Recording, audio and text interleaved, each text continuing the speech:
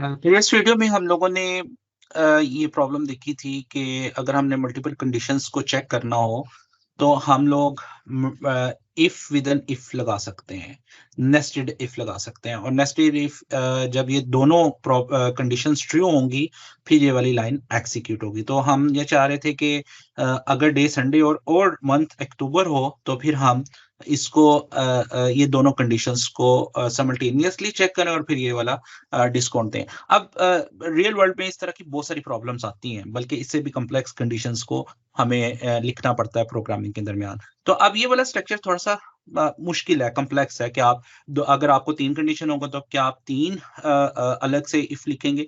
तो इस तरह आपकी इंडेंटेशन बढ़ती जाएगी और प्रोग्रामर के लिए ये चीज़ जो है वो लिखना, इसको राइट अप करना इट गेट डिफिकल्ट। हमारी ये ख्वाहिश होती है कि हम ये वाला सॉल्यूशन सिंगल इफ स्टेटमेंट के साथ लिख सकते हो, यानी कि हम एक इस वक्त तो अभी तक हमें हमारे नॉलेज में ये है कि हम सिंगल कंडीशन को जो है वो इधर मेंशन कर रहे हैं। तो अगर हम ये चाहें कि मल्टीपल कंडीशंस को लिखना चाहें एक वक्त में, तो वो भी हम एक सिंपल इफ के अंदर लिख सकते हैं। तो एक सिंगल इफ के अंदर हम मल्टीपल कंडीशन को कंबाइन कर सकते हैं और उसके लिए फिर हम लॉजिकल ऑपरेटर यूज करते हैं। पाइथन के अंदर एक लॉजिकल ऑपरेटर जो है हमारे पास अवेलेबल है, which is called the end operator.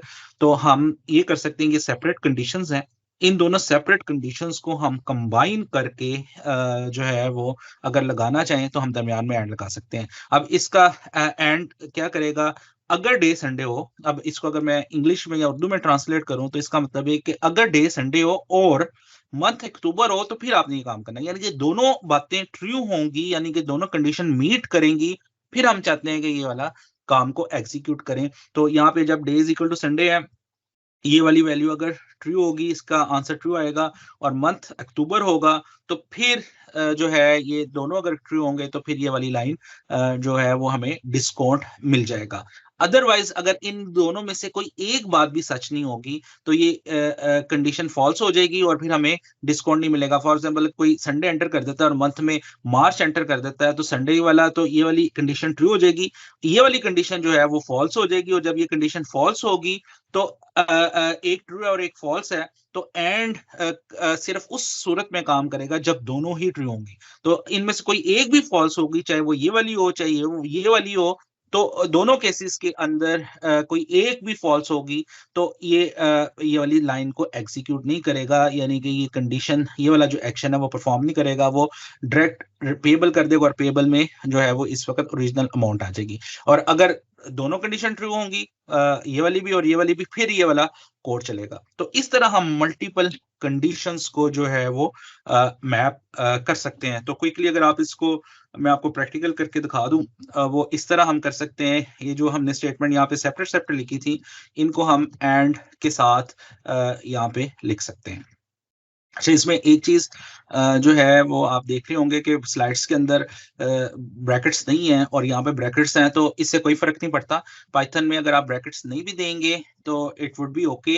Brackets आमतौर पर हम यूज करते हैं जब हमने प्रेसिडेंस ऑर्डर को चेंज करना हो, और लॉजिकल ऑपरेटर, जब दो लॉजिकल ऑपरेटर हो फिर तो प्रेसिडेंस ऑर्डर कोई नहीं है। अगर सॉरी एक लॉजिकल ऑपरेटर है एंड है, तो अभी तो कोई प्रेसिडेंस ऑर्डर नहीं है, लेकिन अगर मल्टीपल आएंगे तो फिर उस वक्त फिर हमें इस चीज का टेक केयर करना पड़ेगा, लेकिन वो हम नेक्स्ट लेक्चर में डिटेल से डिस्कस करेंगे। तो अभी ये जो कंडीशन है, ये वाला जो डिस्काउंट हो रहा है यहाँ पे दिया जा रहा है, वो सिर्फ उस वक्त काम करेगा जब ये दोनों कंडीशन ट्रू होंगी। तो ये equivalent to nested if statement के है, और ये बिल्कुल प्रोग्राम वैसे ही काम करेगा जैसे हमने प्रीवियसली दिखा है, लेकिन ये वाला syntax is more readable than the nested if. Nested if से ज्यादा रीडेबल है और ज्यादा आसान है प्रोग्रामर के लिए लिखना। तो यहाँ पे हम इसको प्रोग्राम को सेम टेस्ट केस के साथ चला के देख लेते हैं। तो हम चाहते हैं कि संडे लिखें और अक्टूबर लिखें, तो ये हमें डिस्काउंट मिलना चाहिए और हमें मिल रहा है। और हम एक दफ़ा इसको फॉल्स केस के साथ भी चला के देख लेते हैं।